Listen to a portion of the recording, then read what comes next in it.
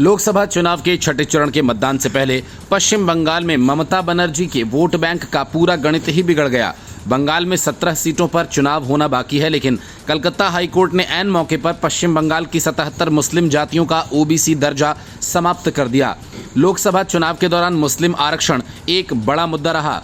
OBC का हक मारकर मुस्लिम जातियों को आरक्षण का लाभ देने और उन्हें वोट बैंक के तौर पर इस्तेमाल करने की राजनीति सिर्फ बंगाल ही नहीं बल्कि कर्नाटका, आंध्र प्रदेश और तेलंगाना में भी हुई।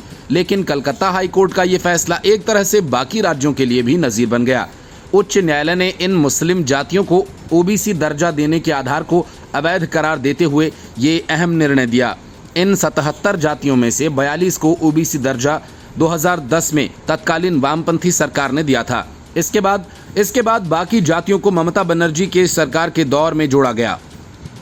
अदालत ने अपने फैसले में कहा कि इन समुदायों को ओबीसी कोटे के तहत नियुक्ति मिलने पर तत्काल रोक लगाई जाए। इसके साथ ही एक राहत की खबर ये भी थी कि जिन लोगों को ओबीसी कोटे के तहत अब जॉब मिली है या एडमिशन हुए हैं, उनके खिलाफ कोई एक्शन न लिया जाए।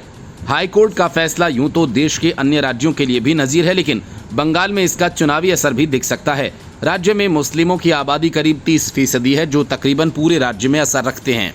छठे और सातवें चरण में जिन 17 सीटों पर चुनाव है, उन पर तो मुस्लिम आबादी अच्छी खासी है। ऐसे में यदि चुनाव में ध्रुवीकरण की स्थिति बन जाए तो हैरानी नहीं होगी।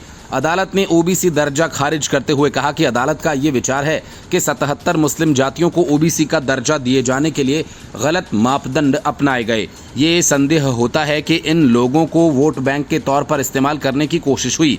जिस तरह से इन लोगों को ओबीसी सूची में शामिल किया गया, उससे ऐसा लगता है कि वोट बैंक के तौर पर इन्हें ट्रीट किया गया। अदालत ने यह आदेश 3 लोगों की ओर से दाखिल अर्जी पर लंबी सुनवाई के बाद दिया। इन अर्जियों में कहा गया था कि ओबीसी ए और ओबीसी बी सूची की कई जातियों को बिना किसी आर्थिक सामाजिक अध्ययन के ही शामिल कर लिया गया। ऐसा 2011 के बाद से हुआ, जब से तृणमूल कांग्रेस सत्ता में आई। हाईकोर्ट के इस फैसले के बाद बंगाल की सियासत में काफ़ी हलचल मची हुई है। टीएमसी बैकफुट पर है तो बीजेपी के हौसले काफ़ी बुलंद माना जा रहा है। ममता बनर्जी इस फैसले को सुप्रीम कोर्ट में चुनौती देंगी, लेकिन जब तक मामला सुप्रीम कोर्ट में पहुंचेगा तब तक चुनाव संपन्न हो चुके होंगे। Bureau report, news of India.